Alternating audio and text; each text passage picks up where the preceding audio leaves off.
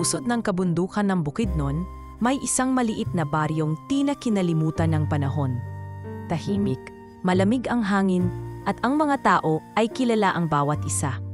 Doon sa isang barong-barong na yari sa kahoy at pawid, namumuhay ang magkapatid na si Anton at Miko. Si Anton, 23 anyos, ay mas matangkad, may maitim na balat dulot ng araw, at may mata na laging seryoso. Si Miko naman, 20 anyos, ay mas mapagpatawa, laging nakangiti, at mahilig mag-ukit sa kahoy kapag walang ginagawa. Hindi alam ng mga taga-baryo na ang dalawang ito ay may lihim na pinagmulan. Sila ay anak ng isa sa pinakamayamang negosyante sa bansa, si Roberto San Luis. Ngunit ang apelyidong iyon ay hindi nila ginamit kailanman. Hindi nila ito kailangan. Hindi rin nila ito kilala ng personal. Bata pa lamang sila nang iwan sila ng kanilang ama, kasabay ng pagkamatay ng kanilang inang si Eloisa. Ate, bakit kaya hindi tayo kilala ng tatay natin? Tanong ni Miko, minsang nag-uungkit ng isang munting kahoy na kabayo sa gilid ng duyan. Di ko rin alam, Miko, sagot ni Anton habang kinukumpuni ang sira nilang bisikleta. Pero hindi natin kailangan ng dahilan para mamuhay ng maayos. Mas mahalaga kung paano tayo nabubuhay na yon. Pinalaki sila ng kanilang Lola Rosing, isang dating guro sa elementarya na retirado na. Matanda na si Lola at madalas ay inuubo, ngunit sa kanya nila natutununan ang disiplina, malasakit sa kapwa at paniniwala sa sarili kahit paanong pagkukulang sa mundo. Ayaw kong lumaki kayong may galit sa puso. Laging paalala ni Lola Rosing tuwing gabi habang nagdarasal sila. Kung iniwan man kayo ng ama nyo, huwag nyo sanang hayaan na layuan nyo ang sarili nyong dangal. Walang maraming laruan ang magkapatid, pero sagana sila sa kalikasan. Nagbibisikleta sila sa palayan, naningisda sa sapa, at tuwing Sabado, nagtitinda ng pinya at gulay sa palengke ng bayan. Sa murang edad, matuto silang magbanat ng buto. Si Anton ay mahusay mag-ayos ng motorsiklo, samantalang si Miko ay magaling mag-estimate ng kita't gastos sa maliit nilang hanap buhay. Basta tayo, Miko, may pang-ulam at bigas, masaya na tayo, sabi ni Anton isang hapon habang nililinis ang karburador ng motor ng kapitbahay. Oo kuya, pero gusto ko rin balang araw makatikim ng tunay na kotse. Bagamat masakit sa kanilang loob, tinanggap nila ito. Sa halip na malugmok, pinili nilang pagbutihin ang kanilang gawi sa trabaho. Gumagawa si Anton ng sariling tools gamit ang mga lumang piyesa. Si Miko naman ay nag-aaral ng basic accounting gamit ang lumang libro ng kanilang lola. Isang araw, habang nag-aayos ng lumang tricycle, nakatanggap sila ng sulat mula sa kapitan ng barangay. May scholarship program na bukas sa mga kabataan at isa sa kanila ang maaring makatanggap. Ngunit kailangan pumunta sa lungsod upang mag-apply. Kuya, ito na siguro ang simula ng pagbabago, ani Miko, punong-puno ng pag-asa habang hawak ang sulat. Ngunit sa halip na tuwa, naging tahimik si Anton. Alam niyang ang lungsod ay ibang mundo. Isang mundong puno ng panghusga, batay sa anyo, hindi sa pagkatao. Yung tipong may sunroof, sabay tawa ni Miko. Tahimik man ang buhay nila, hindi ito ligtas sa intriga. Maraming tsismis ang umikot noon. Na anak daw sila ng isang politiko, na anak ng sundalo, o anak ng isang Hapon na iniwan ang ina nila. Ngunit hindi nila ito inintindi. Para kay Anton, sapat na ang katotohanang buo sila bilang magkapatid. Kahit kailan, hindi niya ipinadama kay Miko na kulang sila. Alam mo Miko, kahit wala tayong pera, pakiramdam ko, mas mayaman pa rin tayo sa ibang tao, ani Anton, habang sila'y kumakain ng inihaw na saging sa ilalim ng punong mangga. Paano mo nasabi yun, kuya? Kasi, meron tayong respeto sa isa't isa. Meron tayong pangarap. Dumating ang panahon na kinailangan nilang huminto sa pag-aaral. Walang sapat na kita para sa matrikula. Kaya mo bang iwan si Lola kahit pansamantala lang? Tanong ni Anton. Kung para sa kinabukasan natin, kuya, siguro po oo. Pero sana, sama ka. Doon nagsimula ang matagal nilang pag-iisip. Sa bawat gabi, pinag-uusapan nila ang posibleng buhay sa Maynila. Kung paano nila maipagpapatuloy ang pangarap nilang auto repair shop, kung paanong makakabili sila ng sariling sasakyan, at kung paanong mabibigyan ng mas maayos na buhay si Lola Rosing. Kapag nagtagumpay tayo, Gusto ko ng bahay na may sariling garahe, ani Miko. Ako naman, gusto ko ng sariling negosyo, yung wala na tayong boss kundi sarili natin. Makalipas ang ilang linggo ng pag-iipon mula sa pag-aayos ng motorsiklo, pagbebenta ng uling at pagtitipid ng pagkain, nakalikom sila ng sapat para sa pamasahe at pangunang gastos. Isang gabi bago sila lumuwas, nagtipon silang tatlo sa harap ng altar ng kanilang ina at nagdasal. "Nanay, kung nasaan ka man, gabayan mo po kami," bulong ni Anton. "Salamat po sa lahat, Nay. Pangako po namin, hinding-hindi kami magpapababa ng dangal," sabi ni Miko habang pinupunasan ang luha. At sa unang pagkakataon, nilisan ng magkapatid ang lugar ng kanilang kabataan. Dala ang 3 bag, isang lumang bisikleta, at ang pinakamahalaga sa lahat, ang aral ng kahinhinan, respeto, at paninindigan. Hindi pa nila alam kung anong mundo ang kanilang papasukin sa lungsod. Pero ang alam nila, hindi sila basta-basta matapatinag. Ang katahimikan ng kanilang baryo ay iiwan na nila, ngunit ang lakas ng loob at puso nilang magkaagapay ay mananatiling buo. Sa umagang iyon, ang sinag ng araw ay tila mas maliwanag kaysa karaniwan. Bago pa man sumikat ng husto ang araw, gising na ang magkapatid na Anton at Miko. Isinabit na nila ang mga lumang backpack sa kanilang balikat, dala ang kaunting damit, ilang gamit pang mekaniko, at ang pinaghirapang ipon na 3 taong inipon mula sa kanilang munting repair service sa baryo. Sa loob ng mga bag, hindi lang pera ang laman, kundi mga pangarap na pinanday ng kahirapan. "Kuya, sigurado ka ba talaga rito?" tanong ni Miko habang pinaplastik ang isang lumang screwdriver set. "Sigurado ako. Kung hindi ngayon, kailan pa?" sagot ni Anton habang tinitiyak na nakasarado ng mabuti ang maliit na kahadiyero na may lamang perang papel at barya. Alam nilang sa desisyong ito ay maraming isasakripisyo, lalo na't maiiwan si Lola Rosing. Ngunit sa kabila ng lungkot, ang matanda ay buong-buong sumuporta sa kanila. "Huwag kayong matatakot sa lungsod," wika ni Lola habang ibinibigay ang rosaryo ni Nanay Eloisa. "Wala akong maibibigay sa inyo kundi panalangin, pero alam kong di kayo pababayaan ng langit.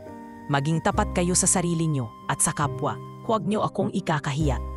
Naluha si Miko habang niyayakap si Lola. "Babalik kami, La. Pagbalik namin, may bahay pa ng may sariling CR at hindi na tagpi-tagting bubong." Tumango lamang si Anton. Ngunit sa loob ng kanyang dibdib ay may matinding kaba. Alam niyang iba ang mundo sa labas ng kabundukan. Iba ang Maynila. Maraming tao, maraming tukso at maraming paghusga. Ngunit alam rin niyang sa likod ng lahat ng iyon, naroon ang pagkakataong magbago ang kanilang kapalaran. Sumakay sila ng bus bandang 7:00 ng umaga. Mahigit 10 oras ang biyahe patungong Maynila. Habang binabaybay ng sasakyan ang matatarik na kalsada at matataong lansangan, abala si Miko sa pagtingin sa mga busali at mga billboard. "Kuya, grabe! Ang tataas ng building dito, wala tayong ganito sa atin," ani Miko habang nanlalaki ang mata. "Oo nga, pero alalahanin mo, hindi yan ang batayan ng tagumpay," sagot ni Anton. "Walang kwenta ang taas ng building kung sa ilalim ka rin ng tingin ng mga tao." Sa pagdating nila sa Cubao, sumalubong agad ang siksikan ng tao, usok ng jeep at tunog ng mga busina. Namilipit ang tiyan ni Miko sa kaba, ngunit si Anton ay nagtakatatag. Naghahanap sila ng matutuluyan at matapos ang ilang oras ng paghahanap, nakahanap sila ng mumurahing silid sa isang boarding house sa may Sampaloc. Siksikan, walang bentilador at may mga crack ang kisame, pero para sa kanila ay sapat na iyon. "Dito muna tayo, Miko. Hindi man maganda, pero safe. Pag nakaipon tayo, lilipat tayo," paliwanag ni Anton habang iniayos ang mga gamit. Kinabukasan, agad silang naghanap ng mga posibleng lugar na maaaring makabili ng kotse. Nais nila ito hindi para magyabang, kundi para magamit bilang opisyal na sasakyan sa kanilang planong auto repair service. Inaral ni Anton ang presyuhan ng mga second-hand na sasakyan, habang si Miko ay naglista ng mga dapat paglaanan ng puhunan. Nag-ipon tayo ng 800,000. Hindi man sapat para sa malaking shop, pero kaya na nating mag-umpisa, ani Anton. "Kuya, sa tingin mo ba magiging successful tayo sa Maynila? Hindi natin alam, pero kung di tayo susubok, sigurado tayong di tayo uusad." Tumaan ang ilang araw na puno ng kaba at adjustment. Sa lungsod, hindi uso ang pakikipagkamayan sa lahat ng tao. May mga tindero na ayaw silang pagsinilbihan. May mga sakay ng jeep na pinandidirihan ang suot nilang gusgusin. Ngunit pinanghawakan nila ang tinuro ni Lola Rosing na panatilihin ang dignidad kahit hindi suot ang mamahaling damit. Isang araw, habang naglalakad pauwi mula sa isang seminar sa basic entrepreneurship na sinalihan nila, nadaanan nila ang isang malaking car dealership sa Quezon Avenue. Puno ito ng mga bagong labas na kotse, mga SUV, sports car at luxury sedans. Napako ang tingin ni Miko sa isang kotseng pula, may sunroof at nakadisplay sa gitna. "Kuya, yan yung sinasabi kong pangarap kong kotse," bulong niya. "Puntahan natin. Malay mo maayos silang kausap," sagot ni Anton, bagaman halatang may pagdadalawang isip. Habang papalapit sila, ilang staff ng dealership ang napatingin sa kanila. Si Miko ay naka-t-shirt lamang at tsinelas, habang si Anton ay may backpack at maong na may bahagyang tagpi. Ramdam nila ang malamig na pagtanggap. "Magandang hapon po. May tinitingnan sana kaming unit," bati ni Anton, magalang at magaan ang tono. Ngunit ang lalaking nasa front desk ay hindi man lang tumingin sa kanila. Sa halip, tinawag ang security guard at sininyasan, "Palang araw, babalikan natin tong lugar na to. Pero hindi para gumante, kundi para ipakita kung sino talaga tayo." Sa gabing iyon, habang pinapanood nila ang ilaw ng lungsod mula sa maliit nilang bintana, muling lumakas ang apoy sa kanilang dibdib. Hindi naging madali ang pagpasok nila sa Maynila, ngunit lalong hindi sila papayag na paalisin lang sila ng mga taong hinuhusgahan ang pagkatao base sa damit. Sa kabila ng kanilang sakit at pagod, buo pa rin ang pangarap nilang makatayo ng sariling negosyo, at sa kanilang puso, buo rin ang paninindigang walang makakapigil sa kanila. "Sir, bawal po pumasok ang walang appointment. Pang-display lang po yan." "Nagbabaka sakali lang po kami, sir. May interes po sana kaming bumili," dagdag ni Miko. "Pasensya na po, pero mukhang hindi nyo afford ang mga kotse rito. Try nyo po siguro sa Cubao." May ngising mapang-insulto ang agent. Tahimik lamang si Anton. Hindi niya agad nakuha ang tamang sasabihin. Gusto niyang magalit, sumigaw, ngunit pinili niyang kumalma. "Salamat sa oras," tanging nasabi niya. Saka dahan-dahang lumakad palabas. Habang naglalakad, hindi napigilan ni Miko ang pag-iyak. "Kuya, ang sakit. Di man lang tayo binigyan ng pagkakataon." Hinawakan ni Anton ang balikat ng kapatid. "Tandaan mo to, Miko, hindi lahat ng nakasuot ng gusgusin ay pulubi at hindi lahat ng nasa suit ay may respeto." Kinabukasan, habang ang sikat ng araw ay tumatama sa mga windshield ng mga sasakyang bumubuntong sa traffic sa Quezon Avenue, muling dumaan ang magkapatid na Anton at Miko sa car dealership na naging dahilan ng kanilang kabiguan noong nakaraang araw. Ngunit sa halip na panghinaan ng loob, mas lalo pa silang pinatibay ng kahapon. "Nakakatakot pa rin, kuya," bulong ni Miko habang pinagmamasdan ang malakristal na showroom kung saan halos kumikinang ang mga sasakyan sa loob. "Pero gusto kong subukan ulit. Gusto kong ipakita na hindi tayo basta-basta." Huminga ng malalim si Anton. "Hindi ito tungkol sa pride, Miko. Gusto lang natin ng patas na pakikitungo. Kung hindi man tayo tanggap, at least alam nating sinubukan natin."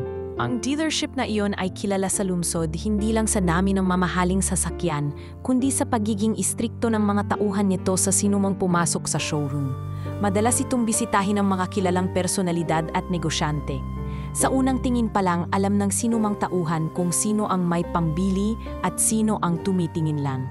Habang papasok ang magkapatid sa glass door ng dealership, napansin agad sila ng receptionist na babae, na agad sinundan ng ilang sales agents na nakasuot ng formal na polo at name tag.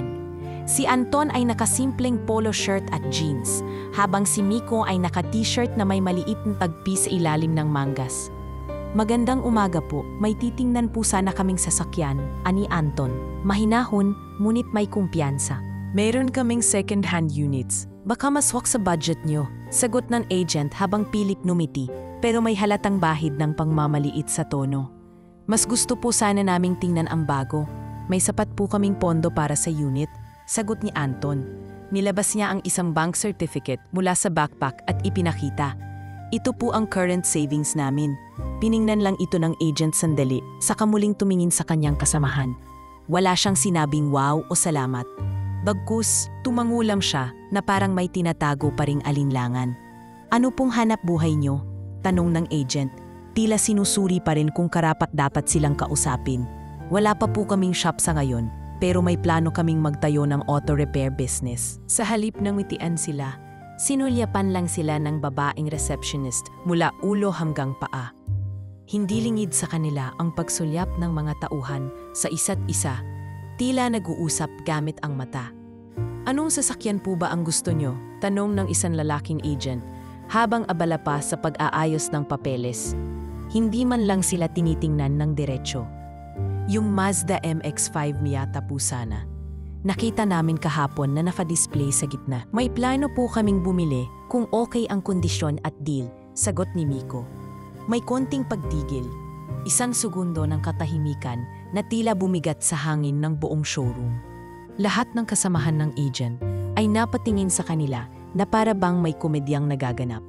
Sir, pasensya na pero siguro mas okay po kung tingnan niyo muna yung mga unit sa labas. Nanggaling po kami sa Bukidnon at matagal po kaming nag-ipon para sa negosyong ito, paliwanag ni Anton. Napailing ang agent at muling sumulyap sa kasamang babae. Sir, hindi ko po kayo nilalait ha, pero baka dapat muna kayong mag-focus sa negosyo bago mag-NX5. Hindi po kasi practical para sa panimulayan. Hindi mo kami kailangang payuhan kung paano gamitin ang perang pinaghirapan namin, mariing sagot ni Anton. Ramdam ang pagpipigil niya sa sarili. Isang sales manager ang lumapit, halatang alerto dahil sa tensyon. May problema ba rito? Anong niya habang tinitingnan ang magkapatid? Sir, gusto lang po sana naming makita ang unit sa loob. Interesado po kaming bumili, sagot ni Anton. Ngunit imbes na solusyon, panibagong dagok ang sumunod na lumabas sa bibig ng manager. Mga sir, pasensya na po, pero policy po kasi namin na kailangan ng prior appointment para sa mga high-end display units. At para sa seguridad, hindi po pwedeng basta-basta ang pagpasok. Nagkatitigan ang magkapatid. Ramdam nilang ito ay palusot lamang. Wala namang ibang customer sa loob, kundi isang lalaki na nakabarong at isang babaeng may bitbit na designer bag. Parehong abalang tinitingnan ang interior ng isang brand new SUV. Hindi naman po ito ang unang pagkakataon na naranasan namin to. Bulong ni Miko. Hindi ito tama, kuya. Bumaling si Anton sa manager. Pinilit pa ring maging magalang sa kabila ng hinanakit. Kung hindi po kani karapat-dapat para pumasok dahil sa pananamit namin, sana po sabihing direkta, hindi po kailangang paikot-ikot. Ngunit hindi na sila sinagot ng manager. Tumalikod ito, iniwan sila sa gitna ng showroom na ngayon ay tila nanlalamig. Hindi dahil sa aircon, kundi sa pakiramdam na muli silang binura ng lipunan sa isang iglap. Dumating ang guard at marahang lumapit.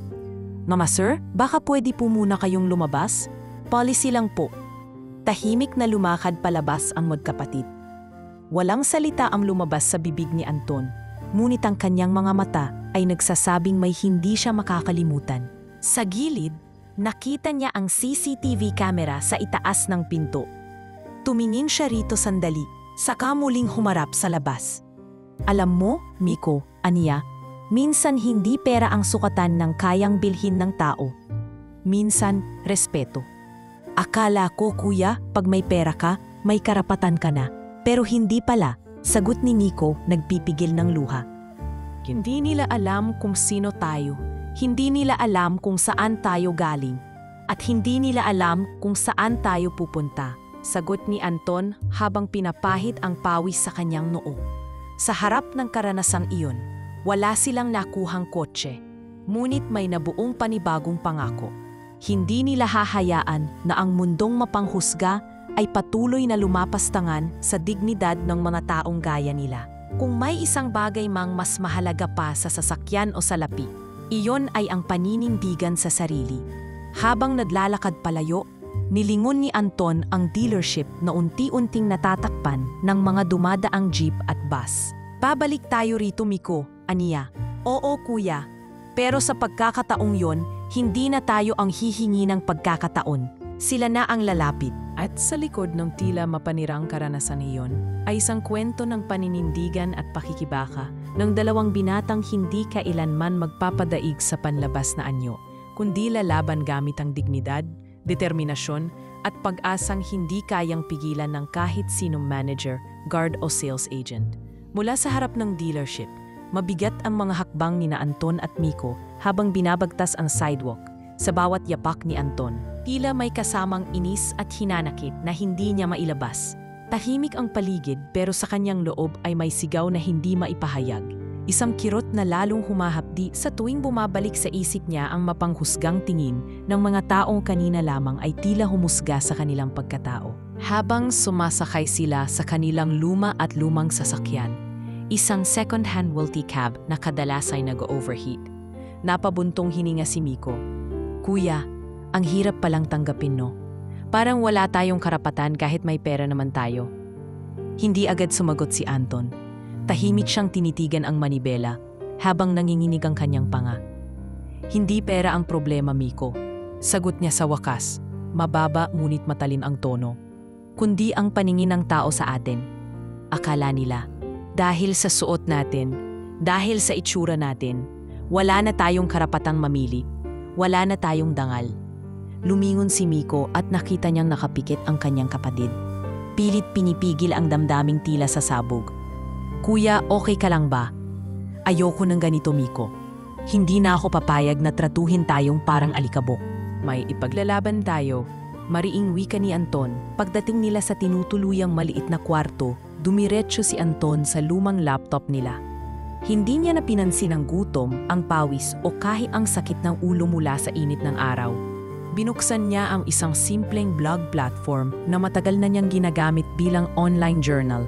Dati ay puno ito ng mga tala niya tungkol sa pagkukumpuni ng motorsiklo, tips sa pagtipid at alaala mula sa kanilang baryo.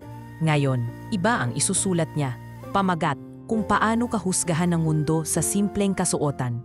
Sinimulan niyang ikwento ang buong pangyayari sa dealership, kung paano sila hinarap, kung paano sila sinukat sa suot at hindi sa pagkatao, kung paano sila pinilit palayasin kahit may dala silang sapat na pera. Hindi niya binanggit ang pangalan ng dealership pero malinaw ang mensahe. Sa isang lipunang mapanghusga, ang dignidad ay binubura ng label, ng sapatos, ng amoy ng pawis. Kung ito ay naranasan namin, ilang pa kaya ang pinandidirihan? Hindi dahil masama sila, kundi dahil hindi sila mukhang may kaya, isinulat ni Anton. Sa mundong ito, tila hindi sapat ang sipag, hindi sapat ang integridad. Ang kailangan ay branding, at kung wala ka nun, wala kang halaga. Habang habala siya sa pagsusulat, si Miko naman ay abala sa isang bagay na hindi niya napansin agad. May dalang cellphone si Miko at hindi alam ni Anton na i-record niya ang buong eksena sa loob ng dealership. Mula sa pagtanggi ng agent hanggang sa pagpalaya sa kanila ng guard. Hindi niya alam kung para saan ito noong una. Pero nang makita niya ang galit at sakit sa mata ng kuya niya, alam niyang may saysay ito. Kuya, sabay abot ni Miko ng phone. Pakinggan mo to. Pinanood ni Anton ang video. Dinig ang bawat salita ng agent. Hindi po kayo mukhang seryoso. Mas okay siguro sa Cubao. Policy namin ang ganito. At sa huling bahagi ang mukha nilang dalawa, tahimik, bitin sa paliwanag, ngunit punong-puno ng dignidad kahit tinatanggihan. Post mo na rin yan. Hindi para para marinig tayo. Bulong ni Miko. Tumango si Anton. Sa loob ng 3 oras matapos niyang i-post ang blog entry, kalakip ang video. Hindi niya inasahan ang bilis ng pagkalat nito. Mula sa iilang likes at shares, naging daan-daang komento ito ng mga netizen na may parehong karanasan. May mga driver, estudyante, kahit ilang nurse na naranasang husgahan dahil lang sa panlabas nilang anyo. Parehas tayo. Di ako pinapasok sa hotel kasi nakatsinelas lang ako kahit may reservation ako. Sabi ng isang netizen. Yan ang problema sa Pilipinas. Pera lang ang pasihan ng respeto, wika naman ng isa pa.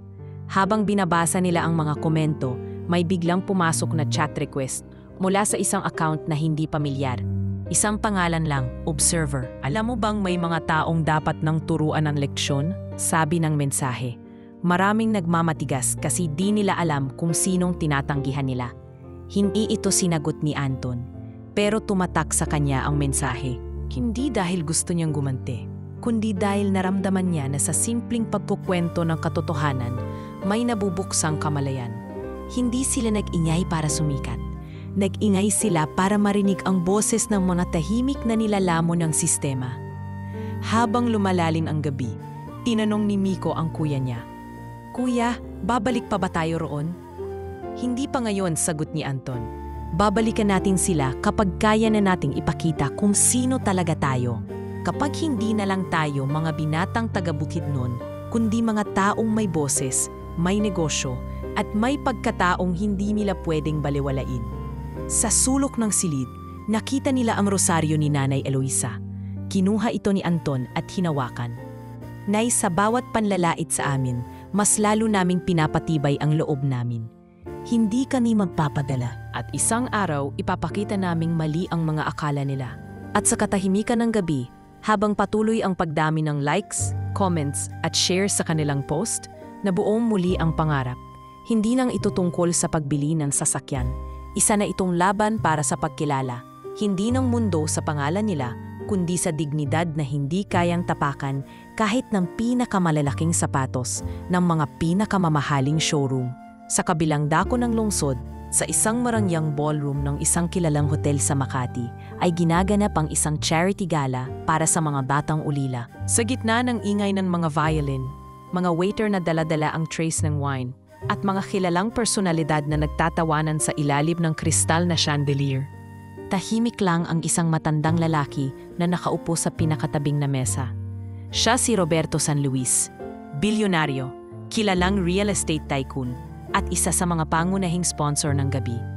Ngunit sa kabila ng lahat ng tagumpay, suot niyang maayos na suit at ng mga puring inaabot sa kanya ng lipunan, may lungkot sa kanyang mga mata. Isang lungkot na taon-taon niyang dinadala sa tuwing darating ang ganitong pagkakataon. "Roberto, are you all right?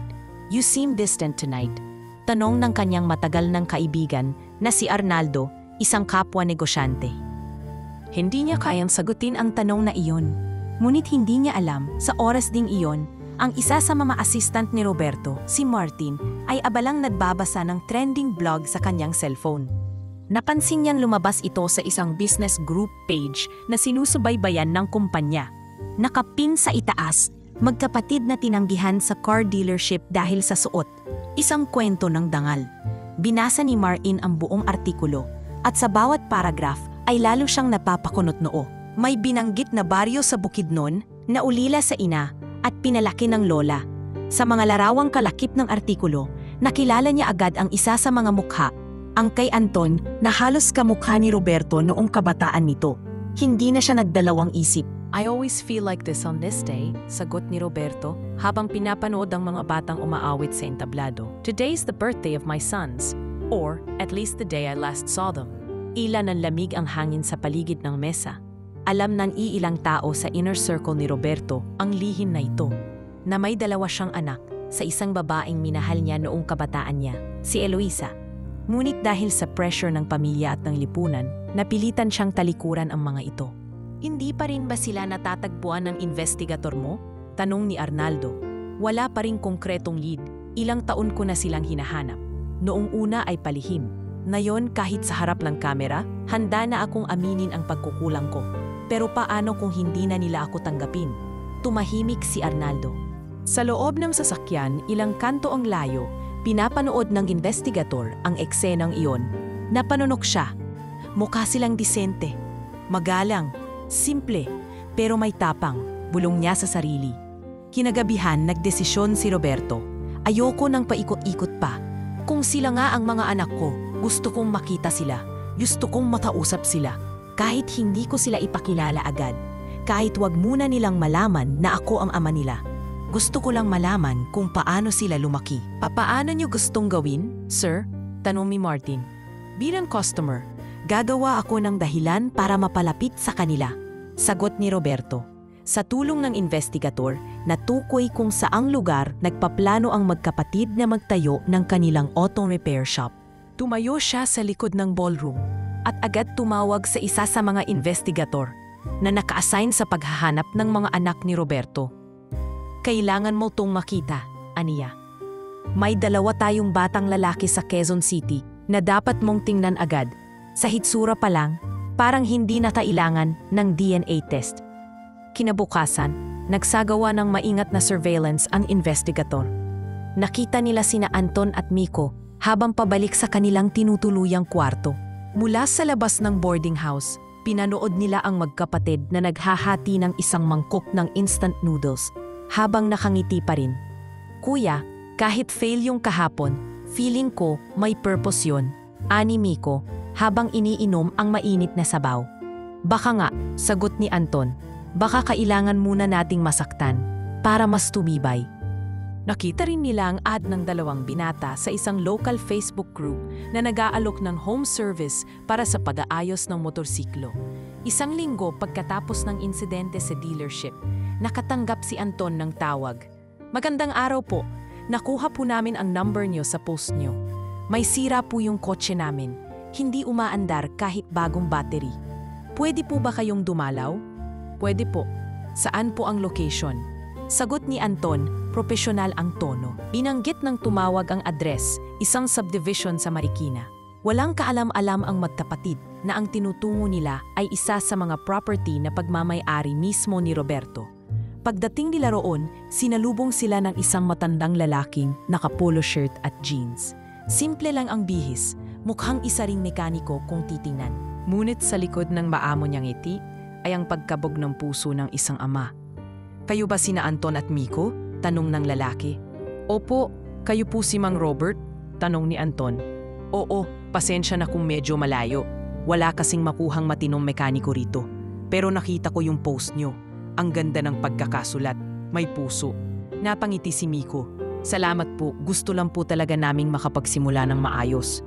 Habang abala si Anton sa pag-check ng makina, si Roberto ay tila hindi makapaniwala sa nakikita.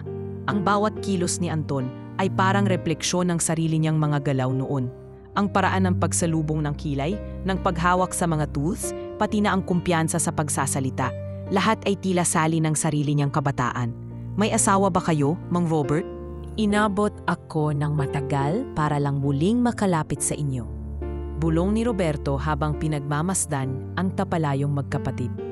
At habang sumasakay ang dalawa sa kanilang lumang multicab, hindi nila alam na ang matandang customer na iyon ay ang taong matagal na nilang tinanong sa sarili nila, nasaan na kaya ang tatay namin? At sa katahimikan ng hapon, isang lihim ang nagsimulang gumalaw. Isang lihim na sa mga darating na araw ay magbabago sa takbo ng kanilang mga buhay. Ilang araw na ang lumipas mula nang tawagan sila ni Mang Robert, ngunit hindi iyon naging huli. Muli at muli, tumatawag ito para sa paayos ng iba't ibang sasakyan, mula sa simpleng kotse hanggang sa lumang pickup. Tanong ni Miko habang inaabot ang isang wrench. Meron, pero wala na siya ngayon, sagot ni Roberto. May mga anak po kayo? Dagdag ni Miko. Meron din, pero hindi ko na sila nakasama. Matagal na, mahinang sagot ni Roberto habang nakatingin kay Anton. Pagkatapos ng 2 oras, umandar ang kotse. Masaya ang magkapatid. Wala pong sira sa makina. Maluwag lang po yung koneksyon sa ignition coil. Ayos na po yan, paliwanag ni Anton. Magkano ang bayad? Tanong ni Roberto. Kung okay lang po sa inyo, kahit 200 lang po. Para lang po sa pamasahe at kaunting kain, sagot ni Anton. Napanganga si Roberto. Kung ibang tao pa yon, tiyak na singil ay mahigit 500. Ngunit ang mga anak niya, kung sila nga talaga, ay may malasakit pa rin sa kapwa kahit sila'y hirap din. Bagamat may kakaiba sa kilos nito, tila laging masyadong interesado sa kwento nila kaysa sa aktwal na problema ng sasakyan. Wala namang ipinagpalagay si Anton at Miko. Para sa kanila, isa lamang itong matandang customer na mabait, palabiro, at tila hindi nauubusan ng tanong. Paano kayo natutong mag-ayos ng makina? Tanong minsan ni Roberto. Habang nakasandig sa pader ng kanyang garahe, pinapanood si Anton na nagtatanggal ng radiator. Sa probinsya po kasi, walang mekaniko. Kailangan naming matutong mag-isa. Gamit lang po ang lumang libro at YouTube, sagot ni Anton habang nagpapahid ng langis sa noo. Ganoon ba? Bakit hindi kayo nagtrabaho muna sa ibang shop dito sa Maynila? Sumagot si Miko na nooy naglilinis lang tools. Ayaw po namin ng boss. Gusto naming sarili ang sistema. Tsaka po, kapag sa iba, parang nakakulong ka. Mahalaga sa amin ang dignidad kahit maliit lang ang kita. Napaniti si Roberto. Sa loob ng ilang araw ng pag-oobserba, unti-unti na niyang nakikita ang kabuuan ng pagkatao ng mga anak niya kung sila na talaga. Hindi niya pa sinasabi ang totoo at balak niya pang patagalin sapagkat gusto niyang kilalanin muna sila bilang mga tao, hindi lang bilang dugo ng kanyang laman. Noong ika-4 na beses na tumawag siya ng serbisyo, iba ang kanyang pakay. Ipinatawag niya ang dalawa sa isang dating lumang compound sa Marikina na dating pagawaan ng kotse. Bago pa man ito maisara, binili niya na ito at ngayon ay tila bodega na lang ng mga lumang parts. Bakit po dito, Ma'am Robert? Tanong ni Miko habang nakamasid sa kalumaan ng lugar. Parang hindi na po ito ginagamit. Plano ko sanang buhayin uli itong lugar. Gusto kong gawing training center para sa mga kabataang gustong matutong mag-ayos ng sasakyan pero walang pang-tuition, paliwanag ni Roberto. Ang problema, wala akong mapagkakatiwalaan na tao. Napatingin si Anton, bahagyang nagduda. Bakit po sa amin niyo sinasabi yan? Dahil sa ilang araw ko kayong nakasama, nakita ko na hindi kayo lang basta marunong. May puso kayo. At yan ang kailangan sa trabahong ito. Hindi man alam ng magkapatid, ito ang una sa mga hakbang ni Roberto para maiparamdam sa kanila na may tiwala siyang malalim. Sa kabila ng yaman niya, hindi niya gustong iparamdam sa dalawa na isa siyang donor lang. Gusto niyang maramdaman nila na may halaga ang kanilang sipag. Hindi dahil sa koneksyon, kundi dahil sa kakayahan nila mismo.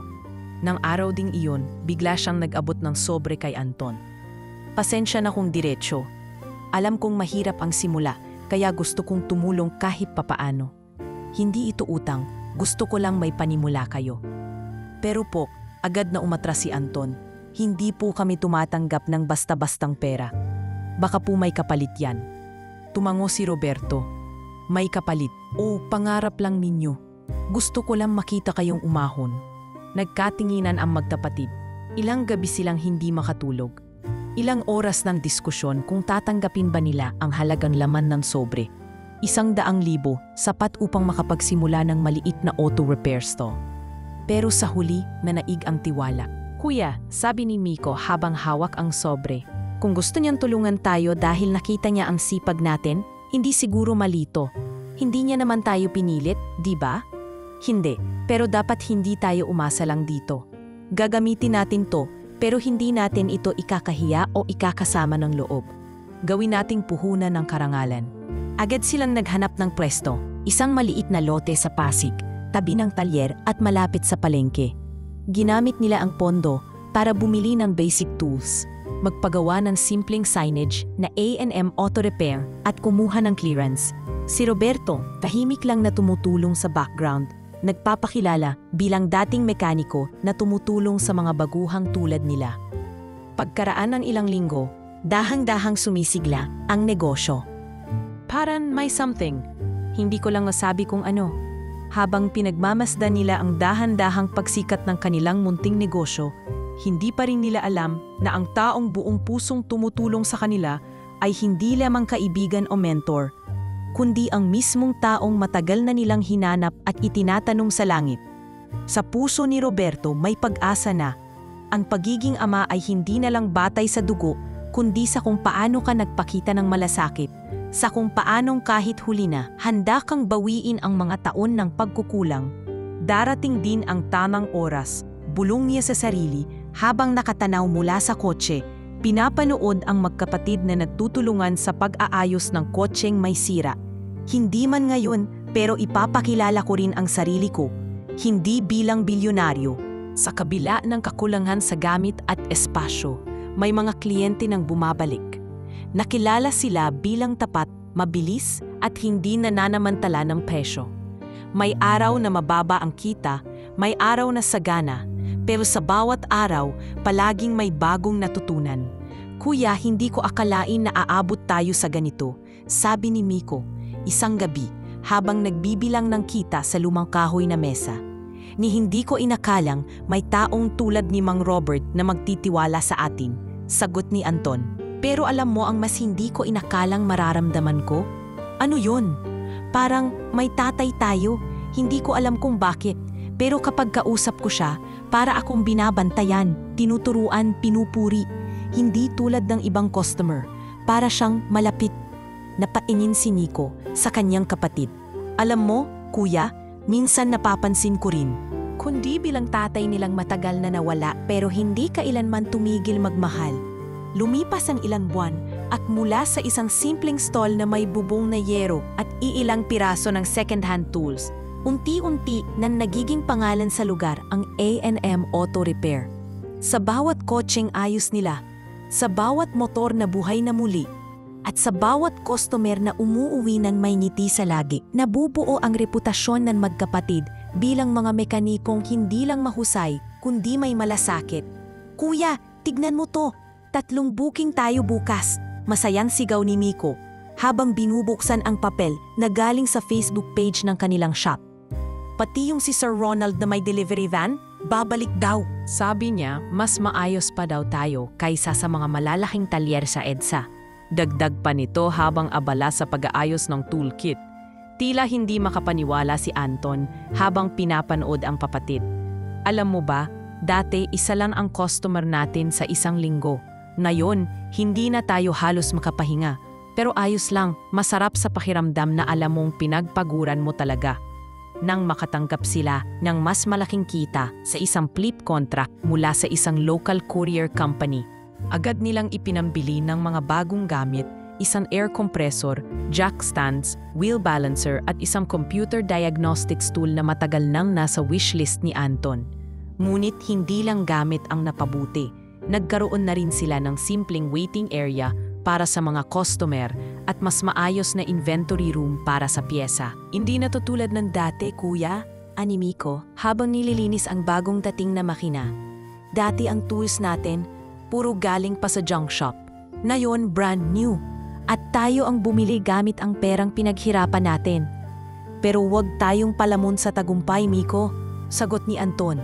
Lahat ng to, pwedeng mawala sa isang iglap kung hindi tayo marunong magpakumbaba.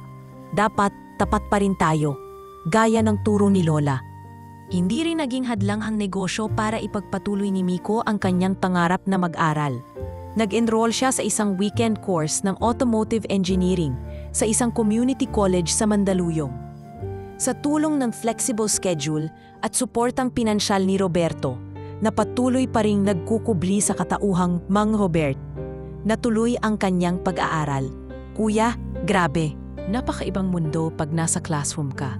Pero alam mo kung ano ang advantage natin? Kuwento ni Miko minsang paruwi galing sa klase. Ano? Yung natutunan natin sa talyer, mas totoo. Hindi lang libro. Totoong kalawang, totoong amoy ng langis, totoong problema ng makina. Sa klase, puro diagram. Pero sa atin, buhay na buhay ang ginagawa. Mas maganda nga yun, ani Anton habang inaayos ang side mirror ng isang kotse. Ibig sabihin, kapag pinagsama mo yung teorya at practice, mas lalalim pa yung galing mo. Balang araw, baka ikaw na rin ang magturo sa ibang batang gustong matuto. Ang mga araw ay naging linggo at ang linggo ay naging buwan. Sa bilis ng daloy ng trabaho, hindi na halos napapansin ng magkapatid ang pag-ikot ng panahon. Ngunit sa gitna ng kasipagan at tagumpay, hindi pa rin nawawala sa isipan ni Anton ang nangyari sa dealership ilang buwan na ang nakaraan. Nananatili sa alaala ang bawat salita ng pagtanggi, bawat tingin ng panghuhusga. Babalikan natin sila, Miko, ani Anton, isang gabi habang nagpapahinga sila sa maliit na kwarto sa itaas ng shop. Pero hindi para ipakita kung gaano na tayo kayaman. Babalikan natin sila para ipakita na kahit sinong pinahiya nila, pwedeng umangat, na hindi nila kayang durugin ang dignidad ng taong marangal. Napatingin si Miko sa kapatid. Pag bumalik tayo doon, anong sasabihin natin? Wala, hindi na natin kailangang magsalita. Ipapakita na lang natin ang gawa. At dumating na rin ang araw na iyon. Sa isang pagtitipon ng maliliit na negosyante sa lungsod, inimbitahan ng A&M Auto Repair bilang isa sa mga inirerekomendang service center para sa bagong programa ng lokal na pamahalaan. Isang partnership sa mga delivery riders na nangangailangan ng abot-kayang maintenance.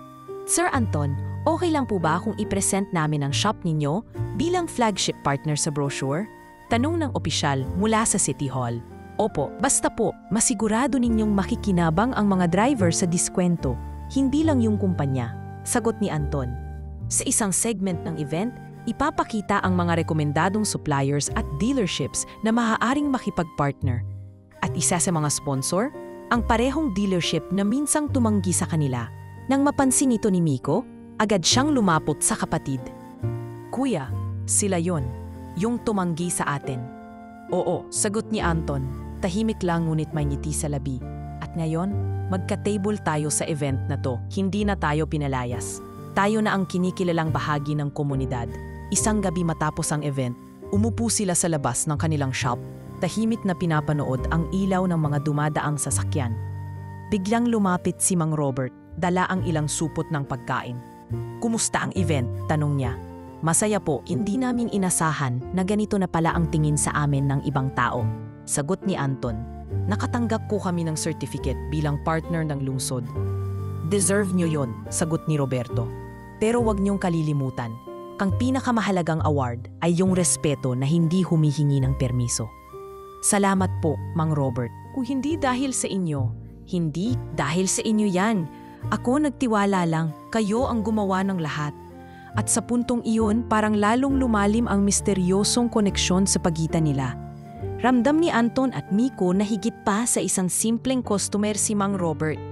Isa siyang aninong gumabay, hindi lang sa negosyo, kundi sa kanilang pagkatao, ngunit hindi pa nila alam ang buong katotohanan. Sa puso ni Roberto, mas lalong lumalalim ang kaba. Sa tuwing pinagmamasdan niya ang dalawa, hindi niya mapigilang magtanong sa sarili. Handa na ba silang malaman ang totoo? Kaya na ba nilang tanggapin ako, hindi lang bilang mentor, kundi bilang ama nilang matagal na nawala? At habang tahimik ang gabi, habang muling binabalot ng amoy ng langis at bakal ang paligid ng A&M Auto Repair, isang bagong liwanag ang unti-unting lumilitaw. Liwanag ng katotohanan na unti-unting lalabas sa panahon ng tamang pag-amin. Halos isang taon na ang lumipas mula ng unang tapakan ni na Anton at Miko ang marmol na sahig ng dealership na minsan ay tumulak sa kanila palayo. Hindi lang mula sa pintuan, kundi mula sa pagkakataon.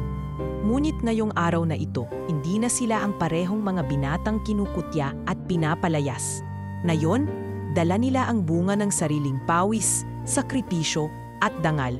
At sa kanilang pagbabalik, hindi galit ang dala nila, kundi paninindigan. Miko, sigurado ka na ba sa gusto mong model? Tanong ni Anton habang binabaybay nila ang highway sakay ng lumang multicab na ngayon ay may bagong makina at kinukumpuni pa rin nila sa tuwing nagkakaroon ng sira. Sigurado ako, kuya, kahit pangarap ko yung may sunroof, mas practical tong SUV. Magagamit natin sa deliveries ng mga piyesa. Tapos may sapat pang space kung kailangan nating magsundo ng kliyente. Tumango si Anton. Maganda. Hindi lang para sa image, kundi talagang makakatulong sa operation. Pumarada sila sa harap ng dealership. Dala ang kumpiyansa ng taong hindi na kailangang patunayan ang sarili. Wala na ang kaba. Wala na ang alinlangan. Suot nila ang simpleng polo shirt na may logo ng A&M Auto Repair. Malinis at maayos, ngunit hindi marangya. Hindi nila kailangang magbihis ng mamahalin upang ipakita kung sino na sila. Pagkapasok pa lang nila, agad na patingin ang ilang sales agents. Ang isa sa mga ito ay si Dennis, isa sa mga lalaking tumanggi sa kanila noon. Hindi siya agad nakapagsalita nang makita ang dalawang binata na hindi na niya halos makilala. Ngunit ang ekspresyon ng pagkabigla ay hindi niya naitago. Magandang araw po. Ano pong maitutulong ko sa inyo? Bati ni Dennis, sinubukang maging profesional. Gusto sana naming makita ang bagong modelo ng Ford Everest. Cash buyer kami. Sagot ni Anton, diretso at hindi mayabang. Napatingin si Dennis sa dalawa, bahagyang nag-alinlangan. Sir, may appointment po ba kayo? Wala, pero alam naming open kayo para sa walk-ins. At mukhang wala namang ibang customer ngayon, sagot ni Miko habang pinagmamasdan ng showroom. Hindi nakasagot si Dennis agad. Nang mapansing seryoso ang dalawa, Tinawag niya ang kanyang supervisor. Ilang minuto lang, lumabas ang manager na si Greg. Ang parehong lalaking tumanggi sa kanila noon at personal na humiling sa guard na paalisin sila. Magandang araw po. May concern po ba tayo? Tanong ni Greg. Pinihit ang ngiti. Interesado po kaming bumili ng bagong SUV. May dala kaming bank certificate na nagpapakita ng aming pondo. Pero bago kami pumirma sa anumang papel, gusto naming tiyaking igagalang kami bilang customer. Hindi base sa suot namin, kundi sa kung paano kami nakikipagtransaksyon. Matigas, ngunit kalmadong sabi ni Anton. May ilang segundong katahimikan. Tila binagsakan ng malamig na tubig si Greg. Alam niyang may tinutukoy si Anton at ramdam niya sa tono ng binata ang bigat ng dating karanasan. Pasensya na po kung may naging hindi magandang karanasan noon, nagsimula si Greg. Ngunit naputol ito. Hindi na po kailangang magpaliwanag. Hindi po kami nandito para magreklamo. Nandito kami para bumili. Kung hindi kami karapat-dapat, sabihin niyo po ng direkta. Pero sana, wala nang ibang tulad namin ang mawalan ng pagkakataon dahil lang sa suot nilang tsinelas o t-shirt. Sagot ni Miko, mas seryoso ngayon. Tumango si Greg. Maihahanda na po namin ang unit. Maaari po kayong sumama sa agent para sa test drive. Ilang minuto pa ay inilabas ang sasakyan. Si Anton ang nagmaneho habang si Miko ay pinagmamasdan ang dashboard. Kuya, totoo na to. Parang hindi niya nakapaniwalang ang dalawang binatang minsang pinagtawanan ay ngayon ay may sariling network ng negosyo. Sa gitna ng showroom, habang inaayos na ang papeles ng kanilang biniling SUV, napatingin si Miko sa paligid. Kuya, naaalala mo ba yung mismong pwestong to? Dito tayo tumayo noon habang pinagtatawanan tayo. Oo, pero ngayon, di na tayo mga mukhang pasahero. Tayo na ang driver ng sarili nating direksyon. Paglabas nila ng dealership, sakay ng bagong bili nilang sasakyan, hindi sila nag-iwan ng yabang o salita. Tahimik lang nilang iniwan ang lugar na minsan tumuliksa sa kanila. Ngunit sa loob ng gusaling iyon, may naiwan silang hindi mabubura, ang aral ng respeto at ang alaala ng dalawang binatang hindi nagpaapi, hindi nagtanim ng galit, kundi nagpursige. Pagbalik nila sa shop, sinalubong sila ni Mang Robert. Uy, may bago kayong kotse ah. Bati ni Roberto habang may dalang pandesal. Galing po sa pinaghirapan namin, sagot ni Miko. At galing rin po sa tiwala niyo, Mang Robert. Kung tutuusin, kayo ang nagturo sa akin ng tiwala, sagot ni Roberto. Ang respeto, hindi kailanman dapat base sa suot o itsura, kundi sa kung paano mo itinayo ang sarili mo kahit ilang beses kang itinumba. Tumango si Anton, tama po kayo, at sana, hindi lang kami ang matuto sa karanasang yun. Sana lahat ng negosyante, lahat ng kumpanya, matuto ring pahalagahan ang bawat tao, anuman ang suot nila, anuman ang hitsura nila. At sa alalim ng hapon na unti-unting lumulubog, habang sinisilip ng taraw ang makinang na bagong kotse sa harap ng talyer, alam ng magkapatid na hindi lang material ang kanilang nakamit, kundi ang tagumpay na galing sa loob, hindi sa panlabas. Tagumpay na binuo ng prinsipyo, pinatibay ng kahihiyan, at pinatunayan ng dignidad. At sa kanilang katahimikan, may isang malalim na buntong hininga si Anton. Lola Rosing, sana po proud kayo sa amin. Hindi kami naging mayaman agad. Pero sana po naging totoo kami sa sarili namin. Walang sagot. Ngunit sa hangin ng gabi, may mararamdamang pakpak ng biyaya. Dumampi, dumaan at nagpaiwan ng aral sa puso ng mga nakarinig. Isang araw pagkatapos ng kanilang matagumpay na pagbili ng SUV mula sa dating dealership na minsang tumanggi sa kanila, naging viral sa social media ang isang video. Hindi ito galing kina Anton o Miko. Isa itong lihim na kuha ng isang empleyado ng dealership.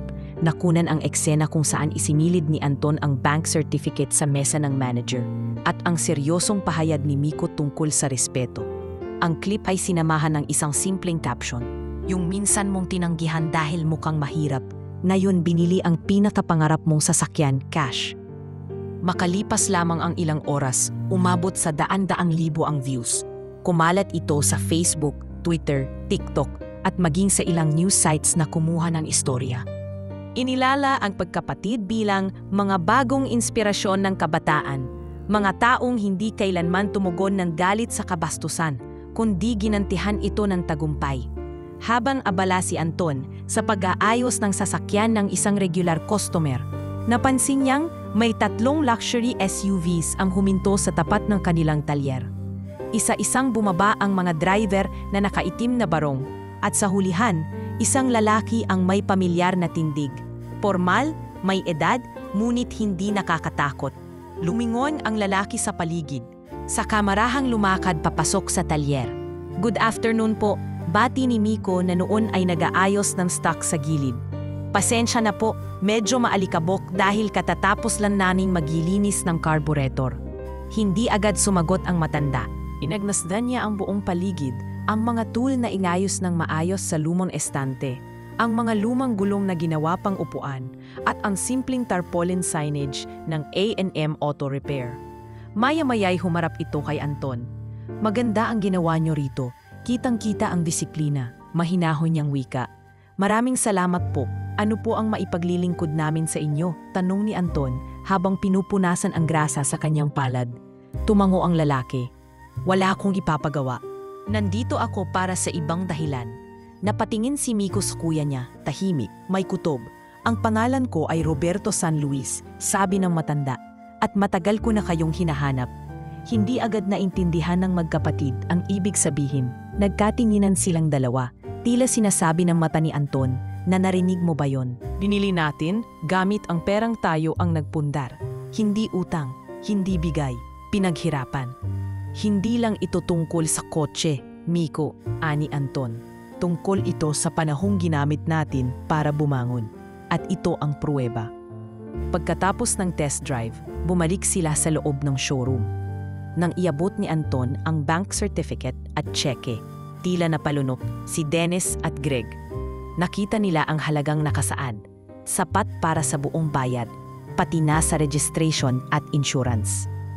"Sir, may I ask kung anong kumpanya po kayo affiliated?" tanong ni Greg. Tumayo si Anton, ngumiti at saka tumango. "A&M Auto Repair, Pasig Branch. May 2 na kaming satellite shop sa Antipolo at Mandaluyong." Si Miko ay napatingin sa sahig. Tila biglang bumigat ang hangin sa paligid. "San Luis po," bulong ni Anton. "Oo, ako ang ama ninyo." Parang pumutok ang katahimikan sa talyer. Maging ang mga empleyado nila ay nagulat at ang ilan ay hindi na nakaimik. Sa loob ng ilang segundo, walang gumalaw. Si Anton ay tila natigilan. Si Miko naman ay napakapit sa gilid ng mesa. Nanginginig ang kamay. "Kuya, si Mang Robert," mahinang sambit ni Miko. "Siya pala." "Hindi ko agad masabi. Natakot ako. Hindi ko alam kung matatanggap niya pa ako," patuloy ni Roberto. "Pero nang makita ko kung sino kayo, kung paano kayo makitungo sa tao, kung paano kayo humarap sa kahirapan, alam kong hindi ako nagkamali. Kayo ang mga anak ko." Lumuha si Miko, pero hindi pa rin siya lumapit. Si Anton naman ay tahimik pa rin, nanginginig ang dibdib. "Bakit ngayon lang?" tanong ni Anton. "Bakit kailangan pang makilala ka namin bilang ibang tao? Bakit hindi mo kami hinanap noon?" Napahawak si Roberto sa dibdib. Bakas ang lungkot at panghihinayang. "Dahil duwag ako. Dahil pinili kong pakinggan ang sinasabi ng mundo kaysa ang dapat kong panindigan. Ang pamilya ko, ang negosyo, ang lipunan, pinilit nila akong iwan ang nanay niyo. At noong oras na gusto ko nang bumawi, huli na, namatay na siya at kayo, nawala na sa sistema." Tumingin si Miko kay Anton, nag-aabang ng pasya. Ngunit si Anton ay hindi agad sumagot. Tumalikod ito, saka pumikit. Isang malalim na hinga, ilang segundo, at pagkaraan ng saglit, humarap siyang muli. "Wala kaming inaasahan sa iyo. Pero kung ang totoo ang dala mo, wala rin kaming dahilan para itaboy ka. Dahil kung may dapat kang bawiin, hindi yan pera, hindi yan ari-arian, kundi ang pangalan mo, ang pagkatao mo. At kung gusto mong magsimula ka bilang tao, hindi bilang bilyonaryo." Naluha si Roberto. Hindi siya ininsulto, hindi siya pinalayas, pero hindi rin siya agad tinanggap. "Tama lang, sapat lang, isang panimula. Patawarin niyo ako, hindi ko mababawi ang mga taon. Pero ibibigay ko sa inyo ang panahon na natitira," wika ni Roberto. Sa araw ding iyon, matapos ang mahigit 20 taon, lumitaw ang buong katotohanan.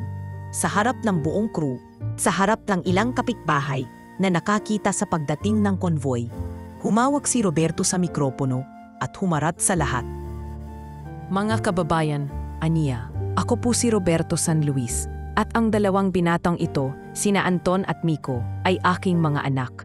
Anak ko sila hindi lang sa dugo kundi sa dangal. At sa araw na ito, gusto kong ipagmalaki na sa kabila ng lahat ng pagkukulang ko, sila ang naging pinakamagaling na produkto ng buhay ko. Nagyakap ang magkapatid, luha ang ngumiti si Miko, habang niyayakap ang matagal na nilang inakalang patay na koneksyon sa kanilang pinagmulan. Si Anton, bagamat hindi pa rin agad nagpapakita ng emosyon, ay bahagyang tinapik ang balikat ng ama. Pagkalipas ng ilang araw, sumabog sa media ang balita. Bilyonaryo muling pinanindigan ang mga anak na iniwan. Mga anak pinili ang kapatawaran kaysa galit. Nag-viral muli ang istorya nila. Ngunit para sa magkapatid, hindi iyon mahalaga. Ang tunay na tagumpay ay hindi nasusukat sa views o likes, kundi sa pagkakataong muli nilang buuin ang pamilyang minsan ay winasak ng kahapon. Ngunit ngayon pinipiling itayo sa mas matibay na pundasyon. At sa isang post sa kanilang social media page, isinulat ni Anton ang pinakabuod ng kanilang pinagdaanan. Hindi kami yumaman dahil sa ama namin. Yumaman kami sa paggalang, sa sipag at sa paninindigan. Pero ngayon, mas pinili naming palaguin pa ang yaman ng isang bagay na mas mahalaga kaysa pera, pamilya. Makalipas ang ilang araw mula nang ibunyag ni Roberto San Luis sa publiko ang tunay na pagkatao ni na Anton at Miko, hindi pa ring humuhupa ang ingay sa media. Lumalabas sa bawat headline ng online news sites ang istorya ng dalawang binatang minsang itinakwil at ngayon niyakap muli ng isang bilyonaryong ama. Ngunit sa likod ng kasikatan ay may mas tahimik at mas masalimuot na proseso, ang paglalantad ng buong katotohanan. Isang gabi, sa malawak na veranda ng bagong tahanan na pansamantalang inilaan ni Roberto para sa magkapatid, tahimik na nagkakape si Anton habang pinagmamasdan ng lungsod. Mula sa itaas, kita ang mga ilaw ng Maynila, parang mga bituin na bumaba sa lupa. Sa likod niya, dumating si Roberto, hawak ang isang lumang kahon. Anton, may gusto akong ipakita, mahinang sabi ni Roberto. Tiningnan ni Anton ang kahon, may alikabok at halatang matagal nang nakatago. Binuksan nito ni Roberto at isa-isang inilabas ang mga lumang larawan ni Eloisa, ang kanilang ina. May mga litrato sa tabing dagat, sa parke, at ilang may hawak ng sanggol. Si Anton noong sanggol pa. Kahit iniwan ko siya, kahit hindi ko siya nasamahan sa pagpalaki sa inyo, araw-araw, inisip ko siya. At kayo, sabi ni Roberto, garalgal ang boses. Ang tanging alaala ko noon ay tong mga larawang to. Hanggang ngayon, kinikimkim ko ang bawat isa. Tanging paraan ko lang to para alalahanin ang mga panahong hindi ko na maibabalik. Bakit mo kami hinayaan, Tay? Tanong ni Anton, halos pabulong. Hindi kami naghahanap ng yaman, pero bawat gabing umiiyak si Miko habang tinitingnan ang kwaderno ng nanay. Bawat panahong tinatanong namin kung bakit kami iniwan, hindi mo narinig. Wala ka. Tumango si Roberto, hindi na nagtatangkang dumepensa. Totoo, wala ako. At walang salita ang sapat para pantakip sa sakit na yon. Pero kung maibabalik ko man kahit kapiraso ng panahong yon, gagawin ko. Kahit araw-araw akong humingi ng tawad. Lumapit si Miko na kanina pa pala tahimik na nakikinig mula sa gilid ng beranda. Hindi kami galit, pero nasasaktan pa rin kami, Tay. Wika ni Miko. Lalo na nung namatay si nanay. Hindi na niya nakita to. Hindi niya nakita kung paanong lumaban kami. Kahit walang pangalan, kahit walang kinikilalang pamilya kundi ang isa't isa. Lumapit si Roberto at niyakap ang dalawa, mahigpit, buo, at sa unang pagkakataon sa buong buhay nila, ramdam ni Anton ang bisig ng isang ama. Hindi ito marangya, hindi ito mayabang. Gusto kong ipakilala sa lahat, sina Anton at Miko San Luis, ang mga anak kong matagal kong itinanggi. Pero ngayoy buong puso kong tinatanggap at ipinagmamalaki. Lumakpakan ang mga tao sa loob ng conference hall. Ngunit, hindi ito ang karaniwang pagpalakpak sa mga press event. Ito'y mabagal, puno ng respeto at emosyonal. Naglakad si Anton papunta sa mikropono. Hindi sanay sa mga kamera, ngunit hindi na rin siya takot. Hindi madaling patawarin ang nakaraan. Panimula niya. Pero natutunan naming hindi mo kayang baguhin ang lumipas, kundi kung paano mo hinaharap ang kasalukuyan. Bumaling siya sa kanyang ama. Sa kabila ng lahat, salamat. Hindi sa yaman, kundi sa lakas ng loob na lumantad at akuin ang pagkukulang. Bumaling siya sa mga kamera. Isa itong yakap ng pagsisisi, pag-ako at pangakong hindi na muling mawawala. Pagkalipas ng ilang araw, isang press conference ang isinagawa sa mismong headquarters ng San Luis Group of Companies. Nasa harapan si Roberto, suot ang formal na Amerikana, ngunit bakas sa kanyang mukha ang kababaang loob. Ngayong araw, panimula ni Roberto sa harap ng mga kamera at media. Hindi ako magsasalita bilang CEO. Hindi ako magsasalita bilang negosyante. Nandito ako bilang isang ama. Isang amang matagal na hindi nagsalita. Isang amang ngayon palang natutong tumayo para sa kanyang mga anak. Lumabas mula sa likuran ang magkapatid.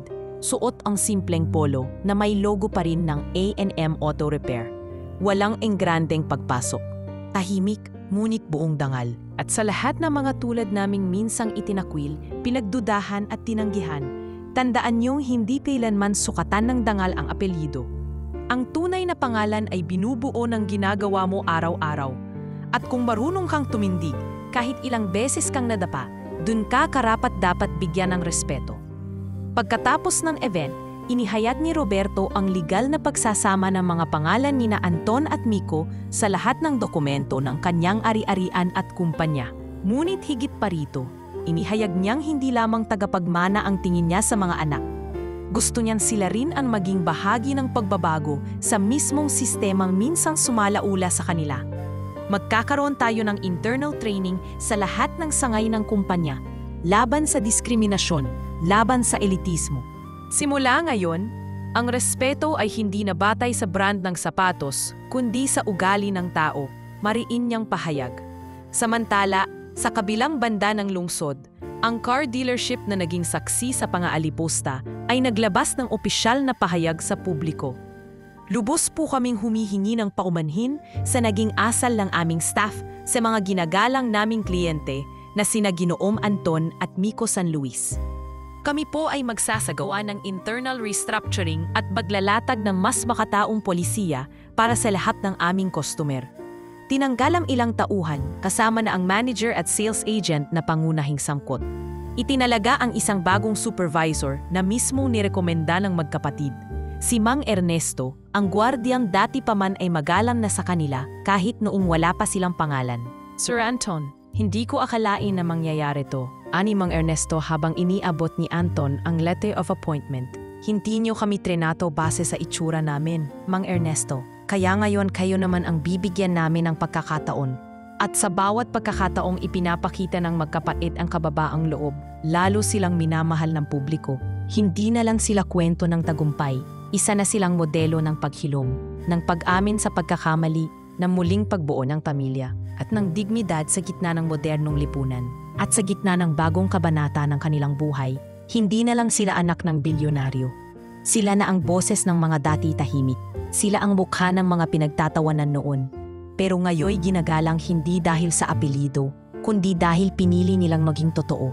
2 buwan makalipas ang makasaysayang paglalantad ni Roberto San Luis at ang opisyal na pagkilala sa kanyang mga anak, unti-unti nang nagbabago ang ihip ng hangin sa buhay nina Anton at Miko. Sa kabila ng pananatiling simple ng kanilang pananamit at pakikitungo sa tao, hindi na matatawaran ang lawak ng kanilang naaabot. Ngunit sa halip na mamuhay bilang mga anak ng isang bilyonaryo, pinili ng magkapatid na gamitin ang bagong kabanata ng kanilang buhay para sa isang mas malaking layunin. Isa sa mga unang hakbang nila ay ang paglilipat ng shop sa mas malaking espasyo, isang lote sa tabi ng isang pangunahing kalsada sa Pasig na dating pagmamay-ari ng kumpanya ng kanilang ama. Ngunit hindi ito basta't-basta binili o ipinagkaloob. Matigas ang pasya ni Anton. Kung kukuha sila ng property, dapat ito'y may kontratang malinaw at bayad mula sa sariling kita. Ayaw nilang ipamukha sa mga manggagawa nilang pinaghirapan nila ito kung hindi naman totoo. Sa araw ng pagbubukas ng bagong branch, nagtipon ang daan-daang tao, mga dati nilang customer, kababata sa probinsya at maging mga bagong empleyado. Sa harap ng pintuan ng kanilang bagong auto shop, nakita ang isang malaking karatula. San Luis Brothers Auto Hub, tiwala, sipag, serbisyo.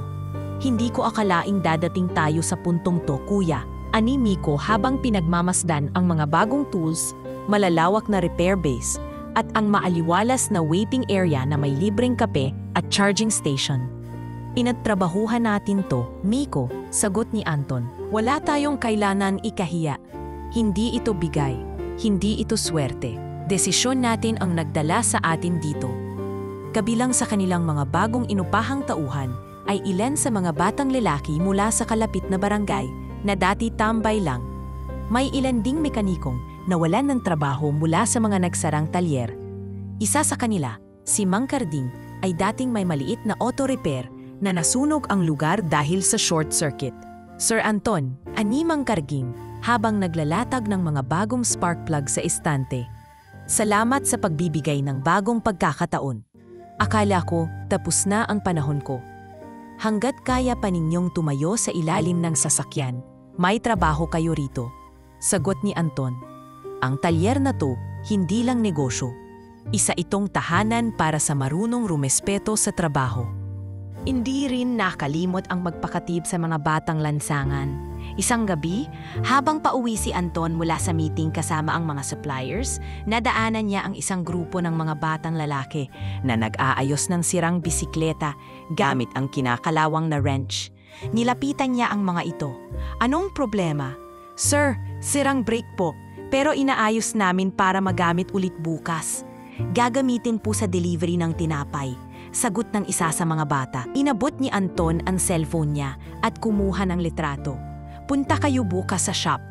Bibigyan ko kayo ng tools, tapos tuturuan ko kayo ng tamang pag-aayos. Libre.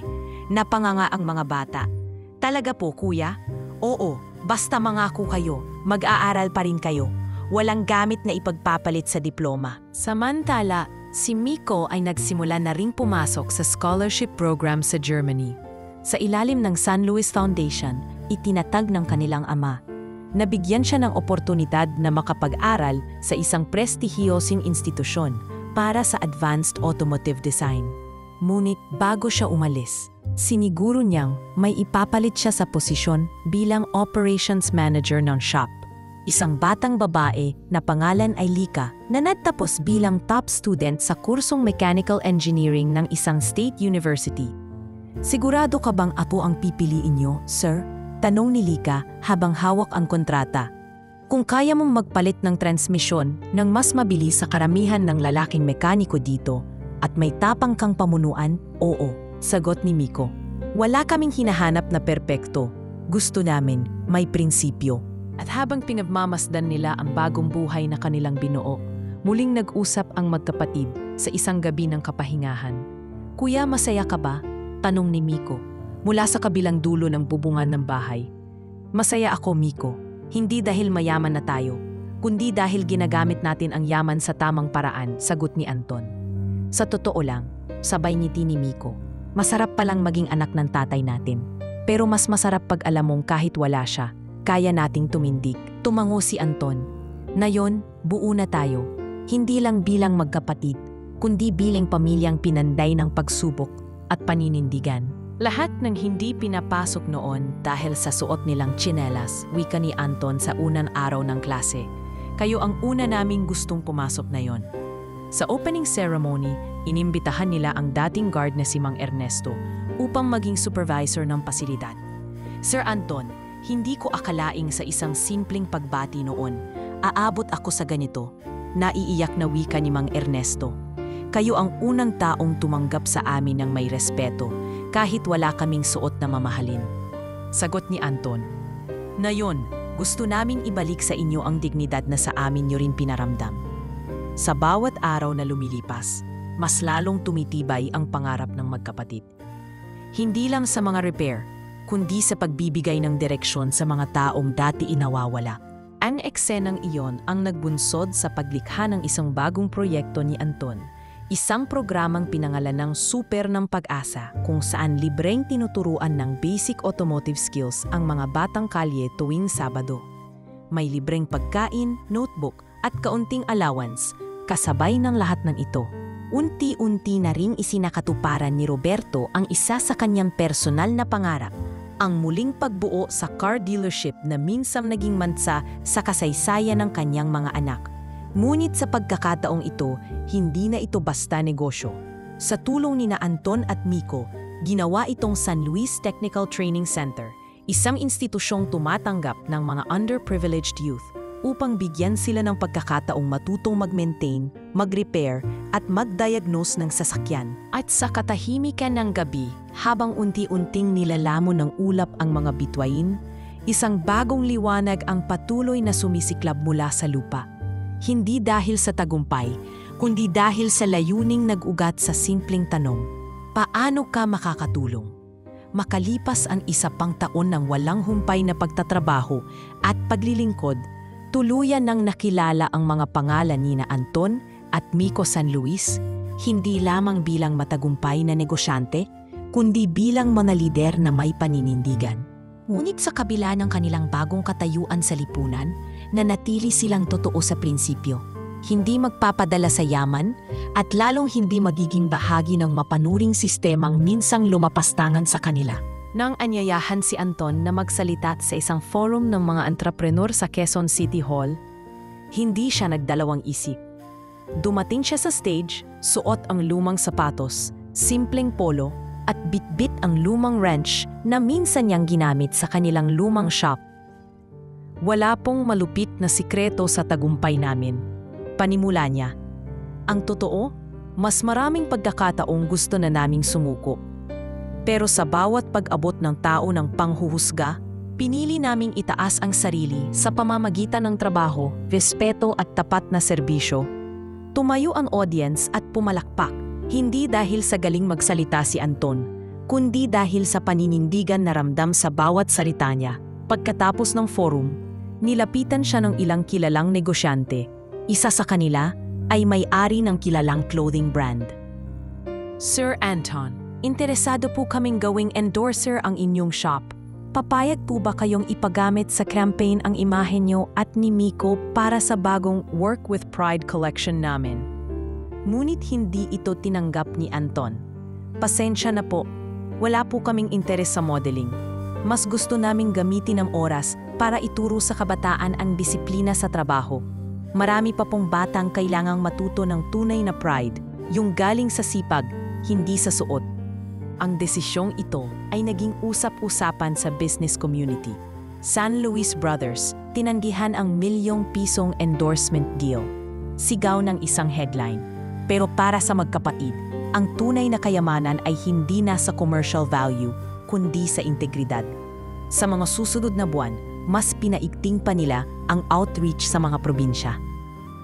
Nakipag-partner sila sa Department of Labor and Employment para makapagtayo ng mga training hubs sa Bicol, Leyte at Ilocos. Lahat ng ito ay tinatawag na San Luis Skills Hubs.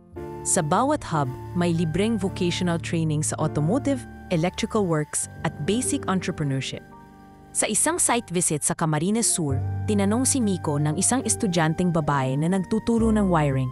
Sir Miko, totoo po bang hindi kayo nakapagtapos ng college? Mumiti si Miko. Totoo, pero hindi ibig sabihin nun na hindi na kayo pwedeng magtagumpay. Hindi rin ibig sabihin nun na sapat nang hindi mag-aral. Sa panahon ngayon, yung may alam ang lamang kahit pa saan mo ito natutunan. Isa pang inisyatiba na kanilang pinangunahan ay ang paggawa ng libreng e-learning modules sa automotive skills. Sa tulong ng mga kaibigan nilang content creators at educators, nakabuo sila ng isang interactive, video-based course na maaring ma-access sa kahit anong smartphone. Hindi lahat may perang pang tuition, pero halos lahat may cellphone, paliwanag ni Anton sa press release. Kung kaya nating gamitin ang TikTok at YouTube para sa libangan, kaya rin nating gamitin yon para sa kinabukasan. Sa paglipas ng mga buwan, daan-daang kabataan na mula sa mga liblib na lugar ang natutong mag-ayos ng motorsiklo at kotse gamit lang ang kanilang cellphone. Isa na rito si Julio, isang binatilyong taga-Basilan na sa pamamagitan ng online modules ng San Luis Brothers ay nabukas ng sarili niyang repair style sa ilalim ng puno ng niyog. Isang gabi, habang abala si Anton sa warehouse sa Pasig, nilapitan siya ni Roberto, Nakaumang ang mukha ng matanda sa seryosong pag-uusap. Anak, panimula ni Roberto, may offer mula sa international investors. Gusto nilang gawing franchise ang San Luis Auto Hub sa Southeast Asia. Napaisip si Anton.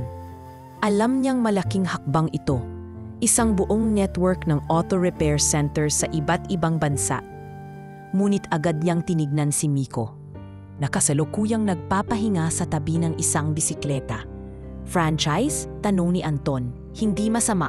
Pero, paano kung mawala ang kaluluwa ng negosyo natin? Paano mo naman nasabi? Tanong ni Roberto. Kapag lumaki nagsobra ang isang bagay, minsan nawawala yung dahilan kung bakit ito nagsimula. Hindi kami tumayo para lang yumaman. Tumayo kami para marinig ang mga tulad namin. Kung sa pagpalawak ay may masusubukang prinsipyo, mas pipiliin naming lumaki ng mabagal, basta buo pa rin ang puso. Tumango si Roberto, tila napahanga. Kung ganyan kayo mag-isip, hindi lang kayong tagapagmana ng negosyo, tagapagturo na rin kayo ng prinsipyo. Sa ganitong pananaw, nanatiling tapat ang San Luis Brothers sa kanilang core. Kahit pasunod-sunod ang offers mula sa malalaking kumpanya, pati mula sa mga politiko na gustong isama ang pangalan nila sa mga programa, mainat nilang pinipili kung saan sila makikilahok. At kahit ang kanilang ama ay minsang nagtangkang hikayatin silang sumubok sa mas malawak na merkado, agad siyang pinayuhan ni Anton. Tay, hindi po lahat ng oportunidad ay tama para sa team. Kundi dahil kahit gabi na, may isa na namang batang gustong matuto. At sa bawat batang yon, may bagong pagkakataon ay tinutuwid. Hindi lang para sa kanila, kundi para sa lipunang minsang nabingi sa kwento ng mga tahimik, ng mga simpleng suot, ng mga taong piniling magsalita sa pamamagitan ng gawa. Hindi yabang. Ang hangin sa Bukidnon ay hindi nagbabago. Malamig pa rin tuwing madaling araw. May halimuyak ng tuyong damo at tanim na mais.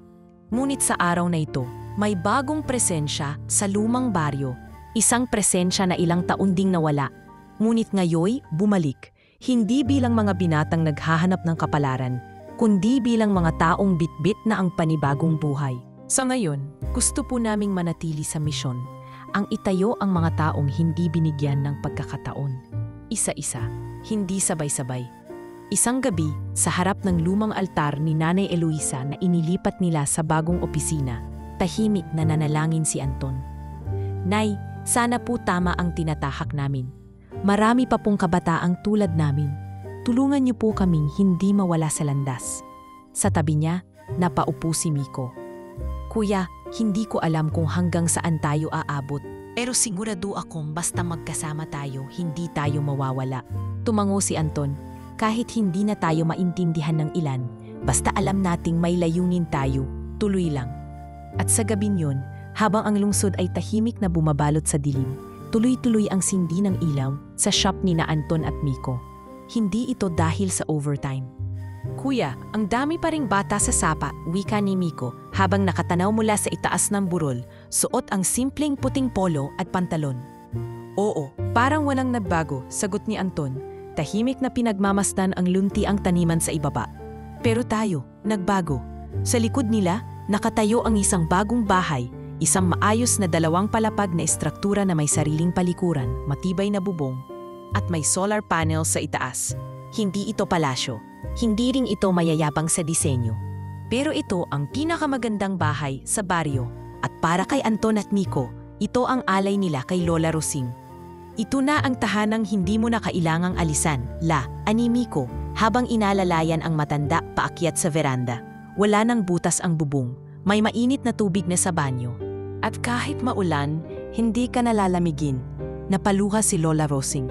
Akalain mo ang 2 batang pinagtatawanan dati sa palengke dahil marurumi ang damit. Sila pa ang bumalik para magpatayo ng bahay sa matanda. Wika ni Anton habang niyayakap siya. Kung hindi dahil sa inyo, hindi kami matututong lumaban ng marangal. Kaya ito, hindi lang para sa inyo. Para ito sa lahat ng batang pinaniwalaan ninyo, kahit pinagtawanan ng mundo. Kinabukasan, nagtungo sila sa sementeryo, sa ilalim ng punong mangga, sa tabi ng isang simpleng lapida na may pangalang Eloisa M. San Luis. Lumuhod ang magkapatid.